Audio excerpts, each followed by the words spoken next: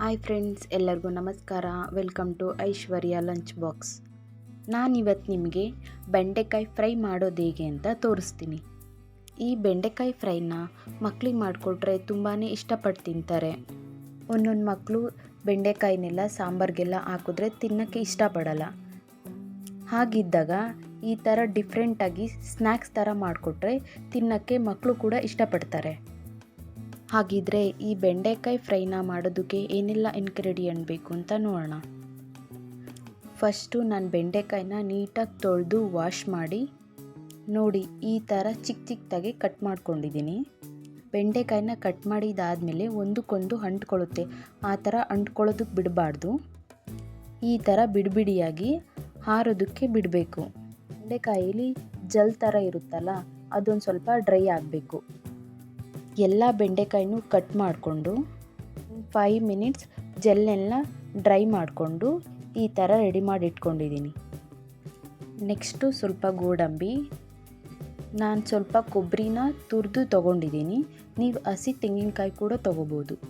ಬೆಳ್ಳುಳ್ಳಿ, 3 ಹಸಿರು ಮೆಣಸಿನ್ಕಾಯಿ, ಸ್ವಲ್ಪ ಕರಿಬೇವು, 1 ಇಂಚು ಚಕ್ಕೆ, 4 ಲವಂಗ, 1/4 ಸ್ಪೂನ್ ಸಾಸಿವೆ, ರುಚಿಗೆ ತಕ್ಕಷ್ಟು ಉಪ್ಪು. ನಂತರ ಹೇಗೆ ಪ್ರಿಪೇರ್ ಮಾಡೋದು ಅಂತ ನೋಡೋಣ. ಒಂದು ಬಾಣಲಿ ಇಟ್ಕೊಂಡು ಬಾಣಲಿ ಬಿಸಿ ಆದಮೇಲೆ ಇದಕ್ಕೆ ನಾನು 250 ml ಆಗುವಷ್ಟು ಎಣ್ಣೆನ ಹಾಕ್ತಾಯಿದ್ದೀನಿ. ಎಣ್ಣೆ ಬಿಸಿ ಆಗಿದೆ. ಇವಾಗ ನಾನು ಗೋಡಂಬಿ ಹಾಕ್ತಾಯಿದ್ದೀನಿ. ಫಸ್ಟು ಮೀಡಿಯಮ್ ಫ್ಲೇಮಲ್ಲೇ ಗೋಡಂಬಿ ಸ್ವಲ್ಪ ಲೈಟ್ ಬ್ರೌನ್ ಕಲರ್ ಬರೋವರೆಗೂ ಫ್ರೈ ಮಾಡ್ಕೋಬೇಕು. ನೋಡಿ ಈ ಥರ ಕಲರ್ ಚೇಂಜ್ ಆದರೆ ಸಾಕು. ಇವಾಗ ನಾನು ಎತ್ತಿಟ್ಕೊತಾ ಇದ್ದೀನಿ. ನೆಕ್ಸ್ಟು ಬೆಂಡೆಕಾಯಿ ಹಾಕ್ತಾಯಿದ್ದೀನಿ. ಬೆಂಡೆಕಾಯಿ ಫ್ರೈ ಆಗೋದಕ್ಕೆ ಒಂದು 5-6 ನಿಮಿಷ ತಗೊಳುತ್ತೆ. 1 ನಿಮಿಷ ಗ್ಯಾಪ್ ಇಟ್ಟು ಈ ಥರ ತಿರುಗಿಸ್ಕೊತಾ ಇರಬೇಕು. ನೋಡಿ ಈ ಥರ ಕಲರ್ ಚೇಂಜ್ ಆಗಿ ಫ್ರೈ ಆಗಿದೆ. ಇವಾಗ ಇದನ್ನು ತೆಗೆದಿಟ್ಕೊತಾ ಇದ್ದೀನಿ. ಈ ಥರ ಕಲರ್ ಇದ್ದಾಗೆ ತೆಗೆದಿಟ್ಕೋಬೇಕು.